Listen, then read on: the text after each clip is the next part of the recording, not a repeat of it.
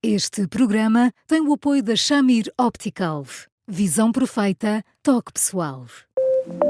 A miopia infantil pode ser gerida. A Shamir lançou as lentes Shamir Optimi, que promovem uma visão completa para deixar as crianças mais felizes. As lentes Shamir, que gerem a progressão da miopia, são super resistentes, estéticas e muito confortáveis. Com as lentes Shamir Optimi, melhora o bem-estar da sua criança. Saiba mais em shamir.pt.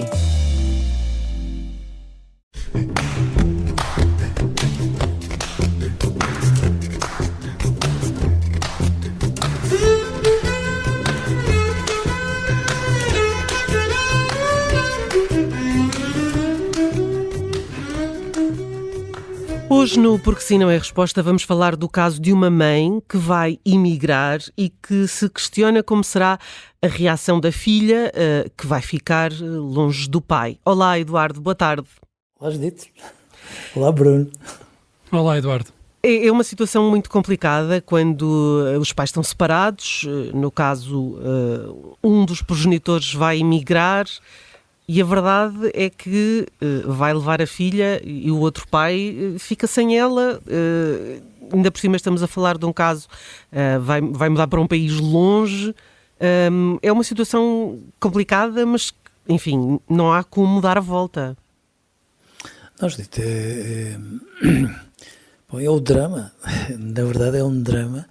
É um drama para a criança, porque por mais que lhe expliquem os motivos pelos quais isto vai ter que acontecer, nós nunca podemos perder de vista que os nossos filhos têm sempre tantas expectativas em relação a nós, que acham sempre que com mais ou menos dificuldade, seja o que for que aconteça, nós resolvemos de preferência tomando em consideração os seus próprios interesses. É um dilema tremendo para os pais, porque eu imagino que tenham ponderado, enfim, inúmeras vezes deviam fazer ou não, e a determinada altura chegarem à conclusão que não tem outra alternativa é tremendo, porque ser um pai de videochamada, ser um pai de férias, não é de facto a mesma coisa que ser um pai, e estas coisas pagam-se. Aliás, todos nós conhecemos à nossa volta, amigos nossos, colegas, etc., que tiveram pais imigrados e que, portanto, tiveram durante muito tempo um contacto muito fortuito, muito distante com estes pais, e nós temos todos a noção de quanto, por mais racional que seja a explicação, por mais que se tente entender e se perceba o quão de coração partido estes pais acabam por ficar quando tomam estas decisões, a verdade é que depois uma pessoa se sente sozinha, desamparada, nem sempre tão importante assim, porque nós temos sempre a noção de que haveria uma solução qualquer a que os pais poderiam deitar a mão para que nada disto acontecesse, e portanto é terrível, terrível, e obviamente que nós não podemos esperar que, independentemente de tudo o resto, que uma criança não reaja mal quando vai e não reaja mal quando vem, porque mesmo quando mata saudades do pai, matar saudades é uma expressão incrível, mas mesmo quando mata saudades do pai, a determinada altura vai precisar de se zangar com ele, de o desafiar, de o pôr à prova, quase como quem diz: bom, recapitulando, vamos lá ver se tu continuas a ser capaz de ser meu pai e já agora se mereces continuar a ser. Portanto, são custos muito, muito, muito grandes que eu compreendo que, em determinadas circunstâncias, tenham de se fazer e se façam de coração completamente partido. Em nenhum momento se pode pôr em causa a legitimidade da decisão desta mãe ou de outra mãe, de outro pai, nas mesmas circunstâncias, até porque podemos imaginar uma situação em que fosse o pai, que não vive habitualmente com a criança, a tomar a decisão de ir para o estrangeiro à procura de uma vida melhor, de melhores condições de vida. E acreditamos que a decisão a ser tomada é já tomada depois de muita ponderação. Mas torna especialmente necessária aqui uma relação saudável, adulta, entre os dois pais. Isso é fundamental para que a separação não signifique um corte abrupto. Sim. Sim, muito adulta, Bruno, porque inevitavelmente chegar a uma conciliação de pontos de vista é muito difícil. Eu imagino que nestas circunstâncias, só mesmo em consequência de, enfim, condições de trabalho, condições de vida muito favoráveis, é que se tenha de tomar uma decisão como esta.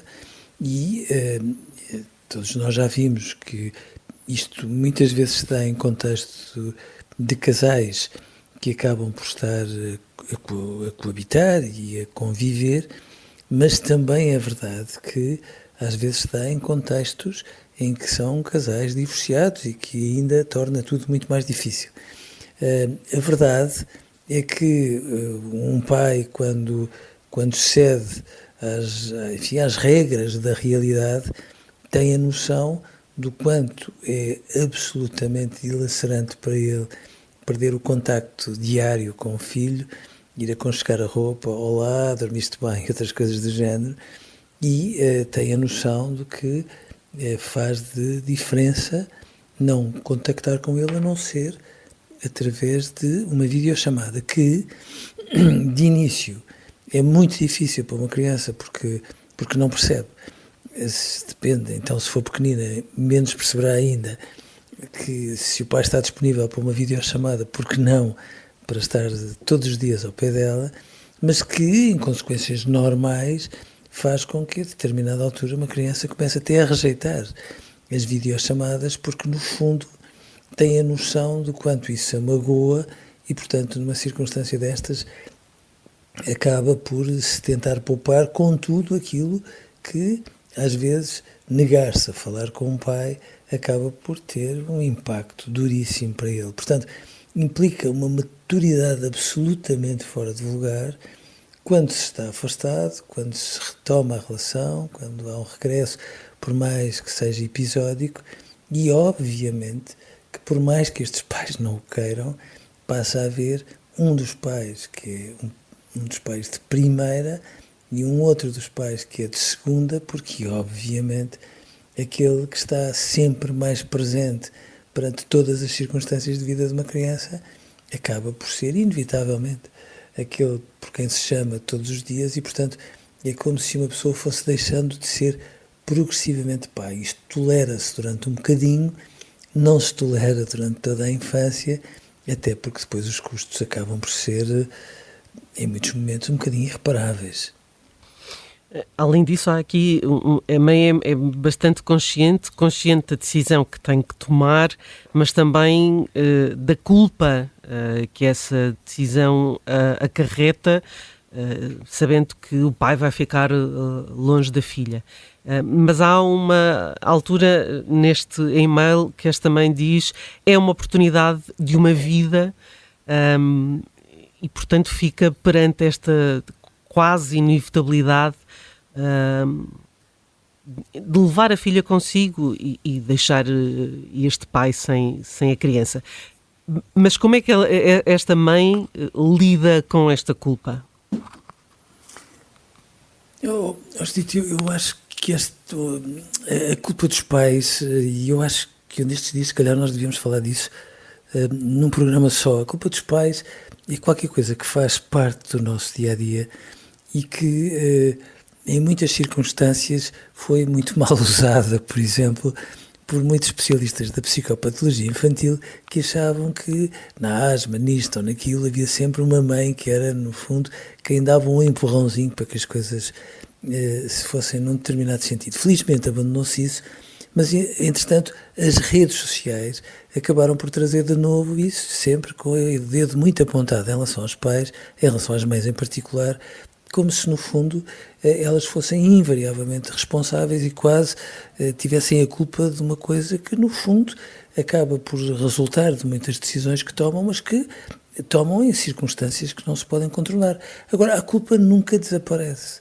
Esta é que é a questão que é mais sensível. A culpa nunca desaparece.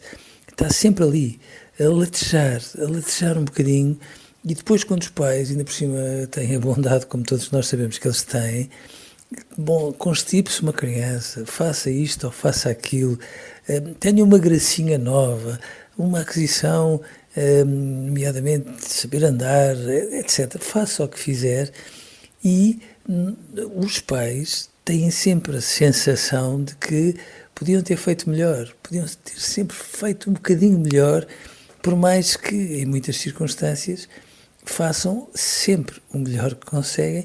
E num contexto deste, é como diz, às vezes há oportunidades de uma vida. E estas oportunidades de uma vida podem permitir que esta família se reagrupe daqui a um tempo num contexto absolutamente mais favorável para esta criança, podem permitir um encaixe financeiro que faça com que esta família passe a ter o desafogo, que dê outras oportunidades a estas crianças, etc, etc, etc. São situações que se compreendem, mas aquilo que eu acho que é muito importante não é tanto que nós fujamos à culpa, porque ela está sempre ali a bater, volta não volta. Agora, o que nós não podemos fazer é estar sempre na maneira como repreendemos ou evitamos repreender, na forma como permitimos um pequeno desaforo ou não permitimos, seja o que for. Nós não podemos estar sempre nas entrelinhas do que fazemos com um pedido de desculpa permanente, como se no fundo nos estivéssemos sempre a encolher um bocadinho de ser pais. E quando é assim, por mais que nós possamos perceber a culpa que às vezes amarfanha o coração de uma mãe ou de um pai, quando os pais estão sempre tacitamente a pedir desculpa, na prática não estão a ajudar uma criança, porque é quase como se estivessem a ser pais a medo.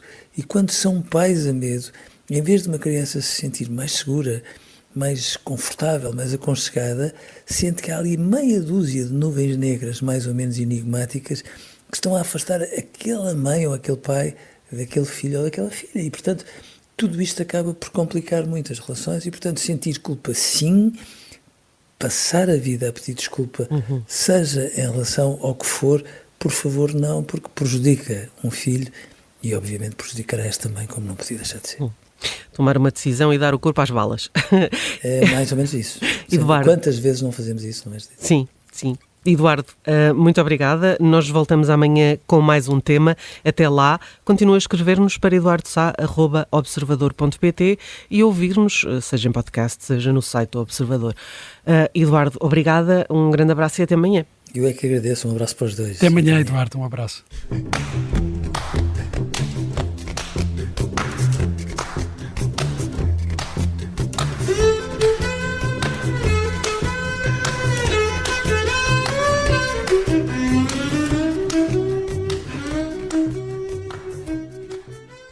Este programa tem o apoio da Shamir Optical.